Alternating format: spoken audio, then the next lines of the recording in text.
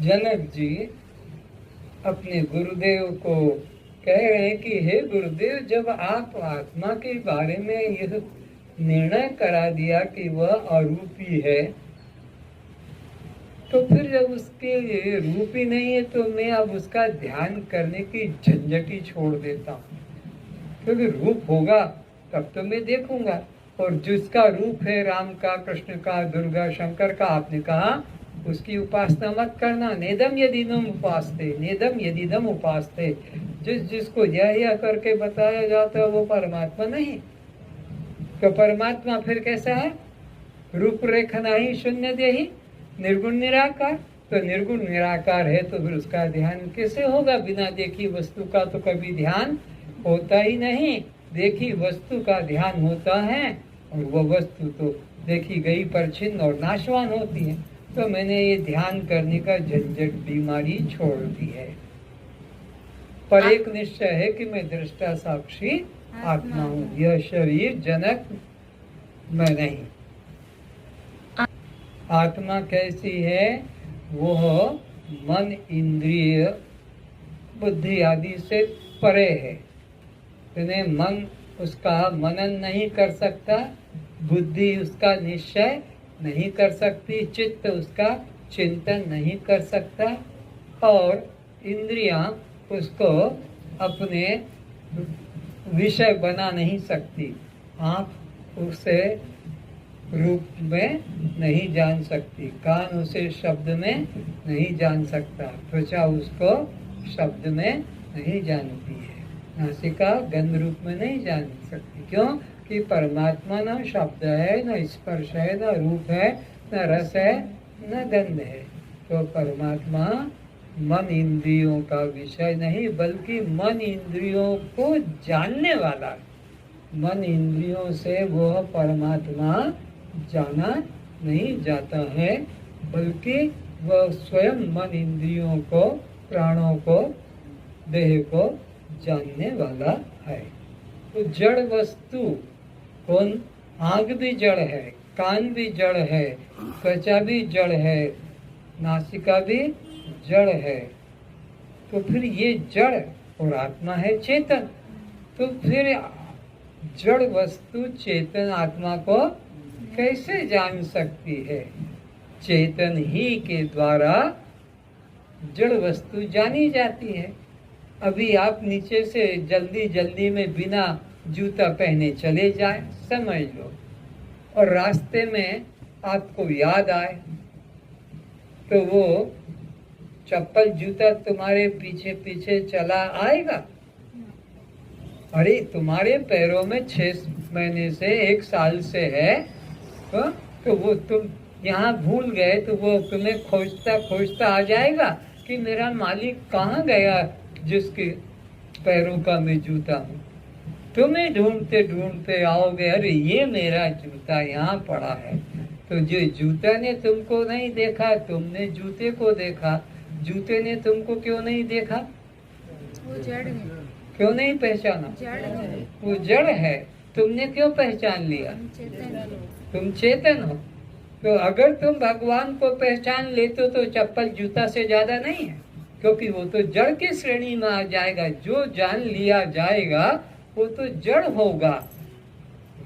जो जानने वाला है वह चेतन। तो तुम जानने वाले हो कि जानने में आने वाले हो? जानने वाले। तुम तो जानने वाले हो, जानने में आने वाले नहीं। तो ये इंद्रियां सब क्या है? जड़ है। आँख, कान, नाक, मुख, त्वचा, हाथ, पैर, शरीर सब क्या है? तो ये जड़। हाँ? चेतन आत्मा को कैसे जानेगा? चेतन आत्मा से ही सब जाना जाता है। तो तुम आत्मा होकर ही रहो बाबू, ये वो मत बनो। तुम आत्मा होकर ही क्यों नहीं रहते हो? अरे तुम्हारे बिना तो कोई क्रिया सिद्ध नहीं होती।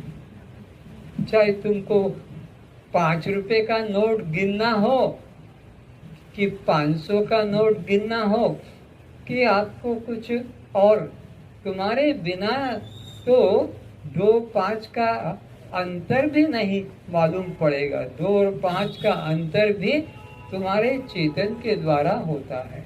कोई क्रिया तुम्हारे बिना चेतन के सिद्ध नहीं होती है। क्या कहा कि ये जड़ इंद्रियों के माध्यम से तुम उस अतीन्द्रिय तत्व, आत्मा कैसा है? अतीन्द्रिय, इंद्रियों से परे, इंद्रियों के पहुंच के भी परे। कितना परे कि जहाँ सूर्य नहीं पहुंच पाता, चंद्रमा नहीं पहुंच पाता, ये तारे, ये बिजलियां नहीं पहुंच पाती, तो ये तुम्हारे साधारण टॉर्च लाइट दीपक वहाँ कौन कैसे पहुंचेंगे? ये तुम्हारी इंद्रियां तो छोटे छोटे दीपक की तरह है, वहाँ उनकी गति नहीं है। आत्मा अतीन्द्रिय विषय है और ये तुम्हारी इंद्रियां सब सीमित परिच्छिन्न है। बहुत अच्छा, बहुत सरल दृष्टांत देकर बताया जा रहा है कि तुम कभी सिनेमा गृह में गए हो तो वहाँ पर 1.5 घंटा की 2 घंटा तुमने जो महाभारत देखा कि रामायण सीरियल देखा, लेकिन अगर मुझसे पूछोगे तो तुमने केवल प्रकाश देखा, केवल प्रकाश, किंचित भी वहाँ अन्य नहीं था। चाहे वहाँ हाथी घोड़े हो, कि हवाई जहाज उड़ा हो, कि समुद्र में तूफान आया हो, कि अंधकार, और अंधकार में फिर चोर घुस रहा है किसी के घर में, घोर अंधकार, काली रात्रि, और चोर और वो जो चुरा रहा है, ये सब प्रकाश ही है। प्रकाश के अलावा वहाँ अंधकार भी नहीं है, अंधकार दिख रहा है। तो उस अंधकार ने प्रकाश को तो अपने पेट में छुपा के रखा है, जिसे गर्भवती नारी अपने पेट में बच्चे को छुपा कर रखती है, बाहर पता नहीं लगता है।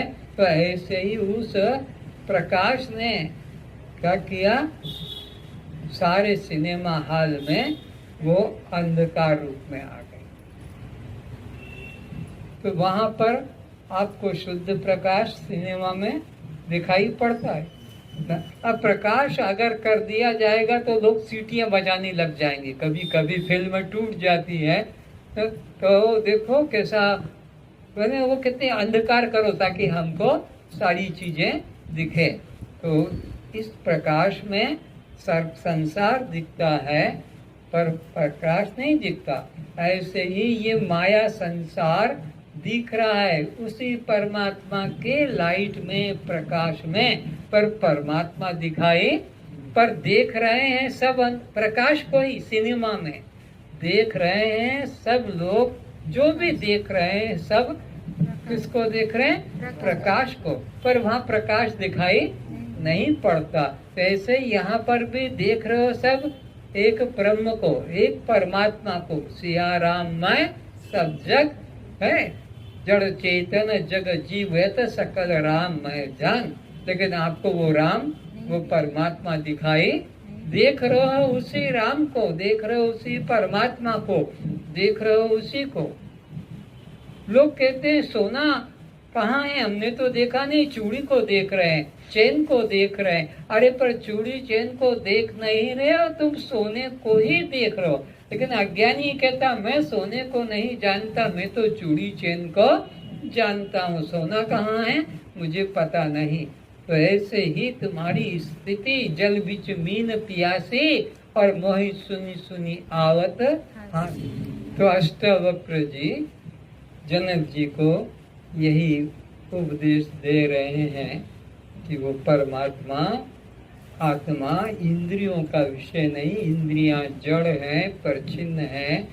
परमात्मा तो इंद्रियां अतीत विषय है, परमात्मा चेतन है। तो चेतन तत्व को ये जड़ मन या बुद्धि ये नहीं जान सकते। रामायण में भी कहा है, गो गोचर जह लगी मन जाई सो सब माया। ये सब नाशवान माया है, ये परमात्मा को नहीं जान सकते हैं। वो परमात्मा कैसा है? सब इंद्रियों का प्रकाशक है, स्वयं प्रकाश है। तो ये जड़ इंद्रियां, जड़ अंतःकरण, जड़ शरीर उस चेतन आत्मा को नहीं जान सकते हैं। तो आत्मा के प्रकाश में ये सारा जगत दृष्टिगोचर हो रहा है। जैसे सिनेमा हॉल में प्रकाश के द्वारा ही वो सारा 2 घंटा का खेल प्रकाश ही है, लेकिन कुछ भी लोगों को समझ में नहीं आता कि ये प्रकाश है, बल्कि वो स्त्री पुरुष और सब क्रियाएं सत्य सी मालूम पड़ती है।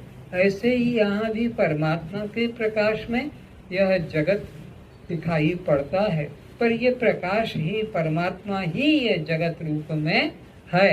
पर ये समझ में किसी को नहीं आता कि ये सब परमात्मा है, बल्कि सोचते हैं परमात्मा तो कुछ अलग है, कहीं दूर है, कहीं कोई अन्य लोक में होगा। लेकिन परमात्मा तो सर्वम खल्विदम ब्रह्म, यहाँ अणु अणु ब्रह्म है, ब्रह्म के अतिरिक्त कुछ भी अन्य नहीं है। जैसे इस हाथ से मैं ये रगड़ रहा हूँ, इस हाथ से सर से पैर तक कर रहा हूँ, लेकिन इसी हाथ को और मैं रगड़ पकड़ नहीं सकता। इस हाथ से जिस चिमटे से सबको पकड़ा जाता है, उसी चिमटे से उसको खुद को पकड़ा नहीं जा सकता है। आत्मा अखंड और स्वयं प्रकाश, उसके द्वारा सब कुछ प्रकाशित होता है, पर वो किसी से प्रकाशित, क्योंकि आत्मा स्वयं प्रकाश है। परमात्मा क्या है? स्वयं प्रकाश है, वो किसी का दृश्य होता नहीं। सांसारिक पदार्थ साधन साध्य हैं, साधन करो वो मिलेगा। संतान के लिए साधन करो, धन के लिए साधन करो, वस्तु के लिए साधन करो, मिलेगा। पर परमात्मा के लिए ये जप करो, ये माला करो, ये तप करो, ये साधन साध्य वस्तु, क्योंकि साधन साध्य वस्तु परिच्छिन्न होगी, नाशवान होगी। जो अलग भी होगी तुमसे, साधन करके प्राप्त करोगे, और एक दिन वो नष्ट भी हो जाएगी। जो पहले नहीं थी फिर में नष्ट हो जाएगी। पर परमात्मा तो नित्य है, सर्वव्यापी है, सबका स्वरूप है, इसलिए वो साधन साध्य नहीं है। तो आत्मा अपने आप में जो कि त्यों स्थित है, उसमें किसी प्रकार का परिवर्तन, विकार नहीं है। आप लोग आंखों से देख रहे हैं, दिन में अभी बिजली के प्रकाश में देख रहे हैं। ये बिजली भी ना हो, जंगल में यात्रा करने वाले चंद्रमा के प्रकाश में देख लेते हैं। चंद्रमा के प्रकाश में, गांव में दीपक के प्रकाश में। पर ये सूरदास किसके प्रकाश में काम करता है? आप दिन में सूरज, रात्रि को चंद्रमा, घर में दीपक, बिजली। पर सूरदास किसके प्रकाश में काम करता है? उसको तो ये सूरज, ये चंद्रमा, ये बिजली, दीपक नहीं। फिर वो भी तो गर्म ठंडा पहचान लेता है, पर वो भी तो खट्टा मीठा जान लेता है, वह भी तो सख्त सूखा गीला जान लेता है। वो खड़ा है कि बैठा है ये तो पता लग जाता है उसको भी। सामने कौन खड़ा है पता नहीं लगेगा, क्योंकि अंधकार है, सूरदास को भी और तुमको भी। लेकिन तुम अंधकार में खड़े हो कि बैठे हो, ये पता कौन बताएगा? खुद स्वयं। भूख और प्यास तुम्हारे पेट में, ये कौन बताएगा? तो यह तुम्हारा स्वरूप स्वयं प्रकाश है, तुम्हारे को कोई प्रकाश करने वाला नहीं है। जैसे सूरदास को प्रकाश करने वाला स्वयं प्रकाश परमात्मा, वो उसी में विद्यमान है। कितनी सुंदर शिक्षाप्रद बात यह जनक जी हम सभी श्रोताओं को इशारे में समझा रहे हैं। क्या इशारा दे रहे हैं कि ये जितने भी साधन आज तक मैं कर रहा था, इनकी किसी साधन से मुझे आत्मा की अनुभूति, शांति की प्राप्ति नहीं हुई। इसलिए मैंने इन सब साधनों को अब छोड़ दिया, इनके से मैं अलग हो गया। कैसे करूं जब अचिंत्य है, अदृश्य है, अप्रमेय है, तो उसको कैसे, उसका तो हाथ पैर सर नाक मुख कुछ भी तो नहीं है। अब बंध्या के पुत्र का मैं कैसे ध्यान करूं? देखा है तो फिर ऐसा मुझे परेशानी, उलझन सी लगती थी। कुछ करने की जरूरत नहीं, परम शांति का मैं अनुभव करता हूँ। तो आज के प्रवचन में अष्टावक्र जी जनक के माध्यम से हमको यही सिखा रहे हैं कि आत्मा को पाने के लिए कोई साधन करने की आवश्यकता नहीं है। साधन में मत उलझो, साधन से और मन चंचल ही होता है और अधिक विक्षेप होता है। यह आप अष्टावक्र जी के माध्यम से ही सुन रहे हो। केवल मैं दृष्टा साक्षी आत्मा हूँ, इस भाव में मैं स्थित हो गया हूँ। आज बस इतना ही। सर्वे भवन्तु सुखिनः, सर्वे सन्तु निरामया, सर्वे भद्राणि पश्यन्तु, मा कश्चित् दुःखभाग् भवेत्। सब सुखी रहें, सब सुखी रहे, सब निरोग रहें, सब निरोग रहे, सभी रूपों में, सभी रूपों में हम अपने को पहचाने। हम अपने को पहचाने। इसलिए मन वचन कर्म से, इसलिए मन वचन कर्म से हम अपने ही अन्य रूप को, हम अपने ही अन्य रूप को किसी प्रकार कष्ट न पहुँचाएं, किसी प्रकार कष्ट न पहुँचाएं, दुखी न करें। दुखी न करें। यदि हमारी वाणी से, यदि हमारी वाणी से, हमारे व्यवहार से हमारे व्यवहार से किसी को कष्ट मिला है, किसी को कष्ट मिला है, किसी को कष्ट हुआ है, किसी को कष्ट हुआ है, हम उसके चरणों में क्षमा मांगे, हम उसके चरणों में क्षमा मांगे, आगे उस अपराध को न करें, आगे उस अपराध को ना करें, वो हमें क्षमा कर दे। वो हमें क्षमा कर दे। हम सबको क्षमा करते हैं, हम सबको क्षमा करते हैं। कोई हमारा शत्रु नहीं है, कोई हमारा शत्रु नहीं, सभी हमारे मित्र हैं। सभी हमारे मित्र। सबका कल्याण हो, सबका कल्याण हो, सबका कल्याण हो। सबका कल्याण हो। सर्वेषां शान्तिर्भवतु, सर्वेषां शान्तिर्भवतु, सर्वेषां स्वस्तिर्भवतु, सर्वेषां स्वस्तिर्भवतु, सर्वेषां पूर्णं भवतु, सर्वेषां पूर्णं भवतु, सर्वेषां मङ्गलं भवतु। सर्वेषां मङ्गलं भवतु। ओम शांति शांति शांति। ओम शांति शांति शांति।